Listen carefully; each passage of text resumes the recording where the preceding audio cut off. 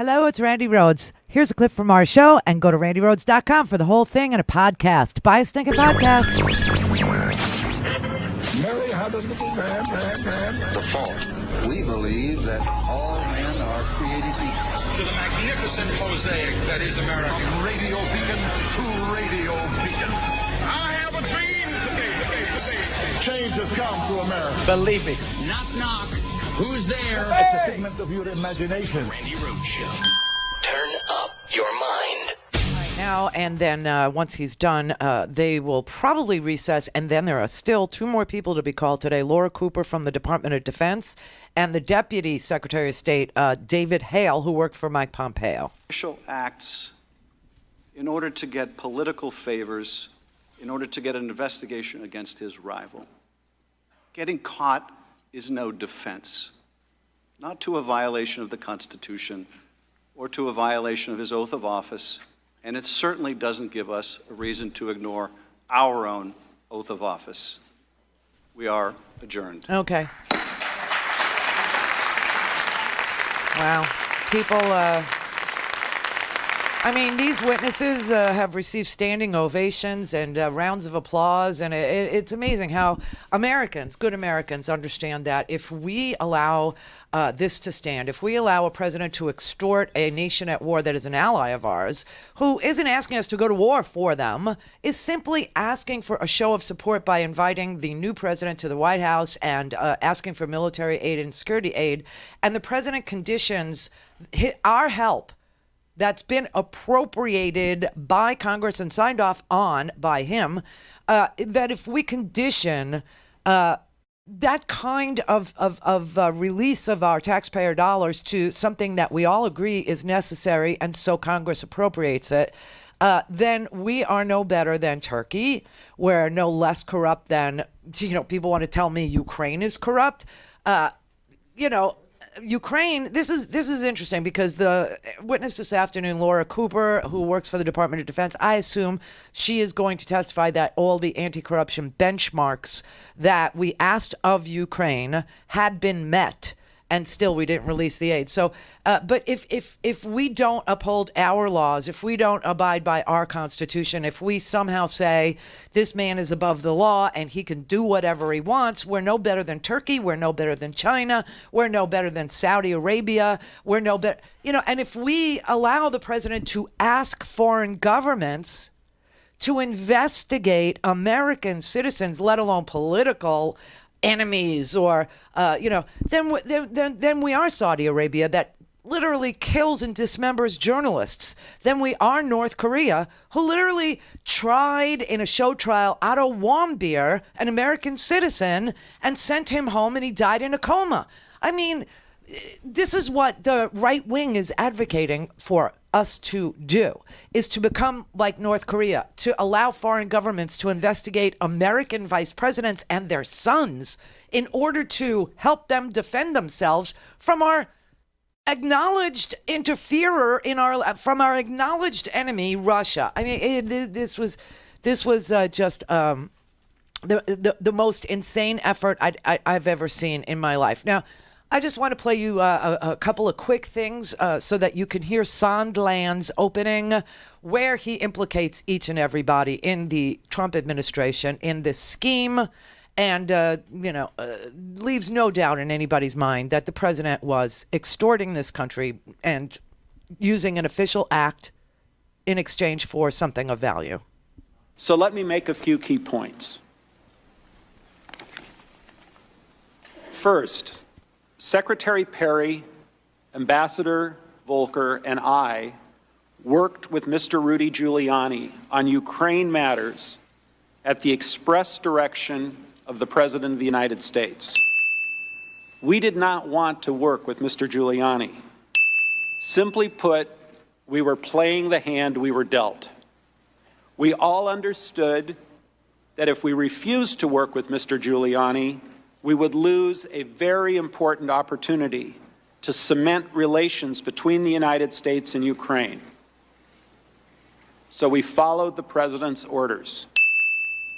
Second, although we disagreed with the need to involve Mr. Giuliani, At the time, we did not believe that his role was improper.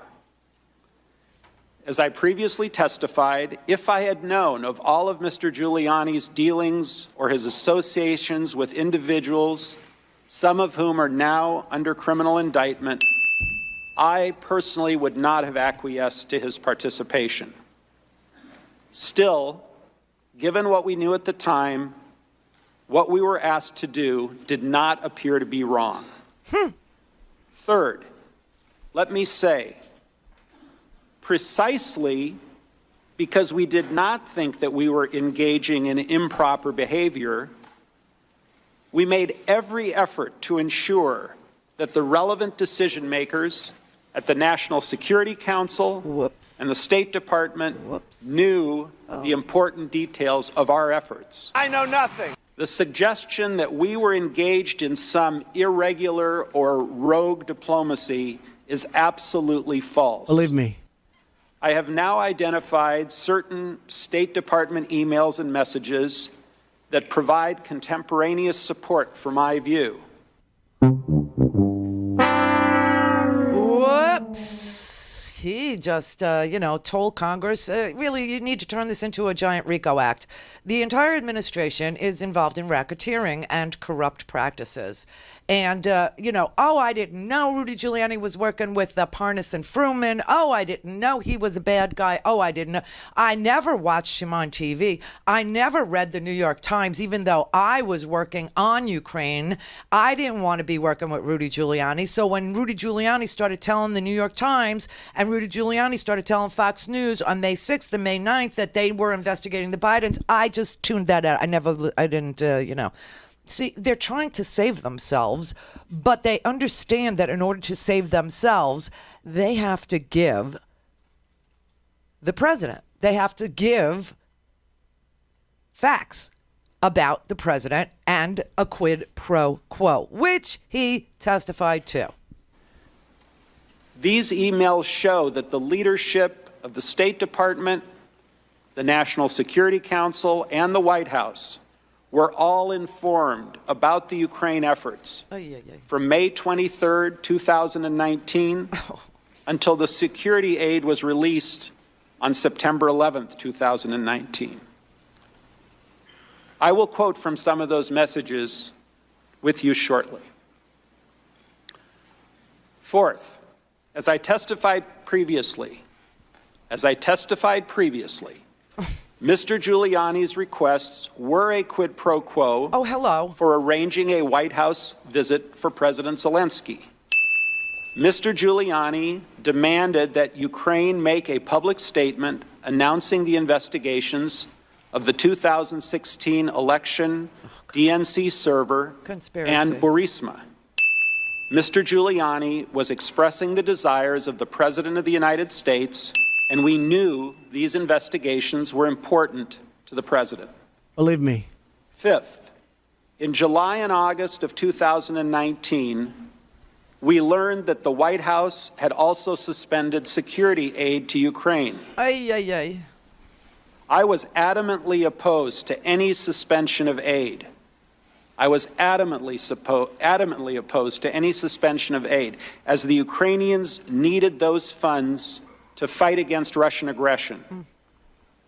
I tried diligently to ask why the aid was suspended, but I never received a clear answer. Still haven't to this day. In the absence of any credible explanation for the suspension of aid, I later came to believe that the resumption of security aid would not occur until there was a public statement from Ukraine committing to the investigations of the 2016 elections and Burisma, as Mr. Giuliani had demanded. Fatality. That's it. That's a game, set, match, everybody. That's baseball, Susan. That's what that is. All right, Zoe in California. May I help you? Who is it? You, Zoe. Oh, it's me. Yes. Hi, Randy. Hi, Zoe. I want so much to give praise to Adam Schiff.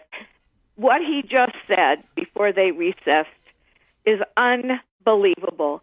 He is so bright, and he's got it. He's got it all. And that speech that he just gave needs to be highlighted again and again and again because he is brilliant. He said it all. And why the heck would this ambassador give $1 million to Donald Trump's campaign? Well, because he wanted to be an ambassador. He wanted to live the jet-setting lifestyle. He wanted to, be on government He flight. wanted to be another hotel owner, right? No, he wanted to be the big man like Mr. Trump. No. Because we have two narcissistic people that think they have a sense of entitlement. He actually is a hotelier. That's what his job is. I know he is. So he runs a whole bunch of full-service hotels. He gave $1 million to Trump because he wanted to buy an ambassadorship. He wanted this jet-setting lifestyle. He wanted to be involved in, the global, comings and goings. That's why he bought this ambassadorship. Go to RandiRhodes.com for the whole thing and a podcast. Buy a stinking podcast.